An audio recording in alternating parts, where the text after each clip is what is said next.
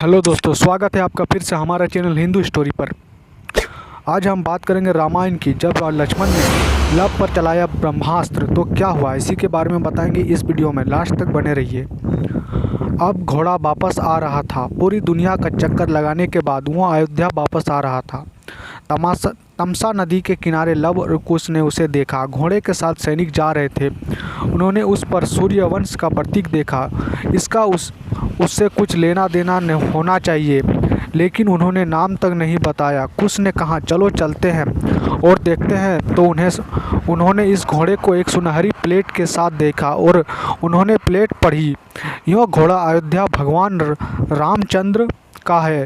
वो अश्वमेध यज्ञ कर रहे हैं। जो कोई भी इस घोड़े को रोकता है उसे अयोध्या की सेना से मिलना चाहिए। जो कोई भी इस घोड़े को नहीं रोकता उसे उपहार देना चाहिए। लव और कुश ने कहा, हम उपहार देंगे। उन्होंने सभी लड़कों से कहा, इस घोड़े को बांध दो। फिर सेना आ रही थी और शत्रुघ्न आ रहे थे।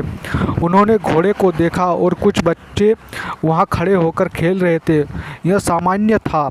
जब वह पास गया तो उसने देखा कि उसके पास भी धनुष बाण थे और शत्रुघ्न ने कहा, अरे तुम कोई ब्रह्म का खेल खेल रहे हो, तुम धनुष बाण पकड़े हुए हो। उन्होंने उसकी ओर देखा और कहा, तुम क्यों बात कर रहे हो, तुम्हें हमसे लड़ना चाहिए।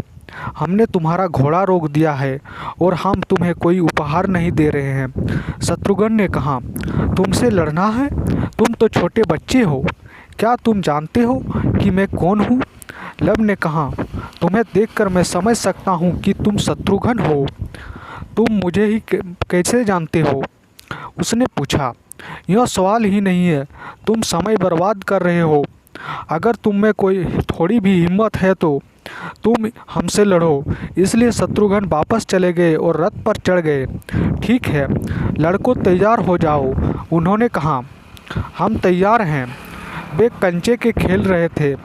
तब लव ने कुश से कहा, वह सांप फेंकने जा रहा है, वह यही करेगा। वे पूरी रामायण जानते थे, किसके पास कौन सा अस्त्र है, वे उसका उपयोग कैसे करेंगे, उन्हें सारी जानकारी है। शत्रुघ्न सभी मंत्रों का जाप कर रहे थे। मैं यह कैसे करूँगा? ठीक है, मैं अपना कर्तव्य निभाऊंगा। और उन्होंने नागपाश दिया। जब वे आ रहे थे, कुश ने घास का एक टुकड़ा लिया और उसे फेंक दिया। जब शत्रुघ्न ने यह देखा तो उन्होंने कहा, मैंने इसे कहीं देखा है, घास लेकर फेंकना। तो कुश ने घास फेंकी और वो आकर नागपाश खा गया और शत्रुघ्न के सिर पर लगा। वह बेहोश हो गया। सेना का 10वां हिस्सा अयोध्या भाग गया, जो बहुत नज़दीक था। केवल 5 ही 6 घंटे की यात्रा की दूरी पर वे वहां आ गए और वहां एक ढोल था जिसे उन्होंने बजाया। सभी लोग वहां आए और उन्होंने लक्ष्मण से कहा, खतरा, शत्रुघ्न गिर गए हैं। 2 लड़के हैं जो ऋषि पुत्रों की तरह दिखते हैं और वे अस्त्र शस्त्र में बहुत अच्छे हैं। उन्होंने बस घास का एक पत्ता लिया और शत्रुघ्न के सर्पास्त्र का प्रतिकार किया। लक्ष्मण ने कहा, मैंने इसे पहले भी देखा है। और फिर उन्होंने विश्वामित्र के यज्ञ की याद आ गई। ये छोटे छोटे लड़के यह कैसे कर रहे हैं? भरत, जाकर देखो। इसलिए भरत अयोध्या की आधी सेना को अपने साथ लेकर चलते गए।